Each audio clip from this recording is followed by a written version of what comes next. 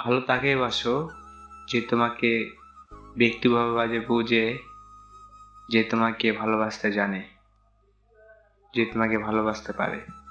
ভালো এমন কাউকে বাসো না যে তোমাকে দিন শেষে আঘাত দিয়ে চলে যাবে। ভালো লাগা আর ভালোবাসা কিন্তু এক না। ভালোবাসা এরকম একটা জিনিস, কয়েকদিন ভালোবাসা চলে যাইব।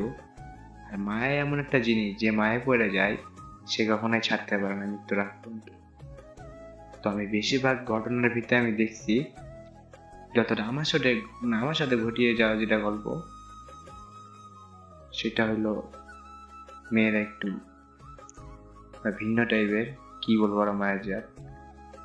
তো দিন শেষে এরা কথা দেয় যে কোনোদিন মৃত্যুর আগ পর্যন্ত হাত ছাড়বে না, দিন শেষে সেই হাত ছেড়ে দিয়ে চলে যায়।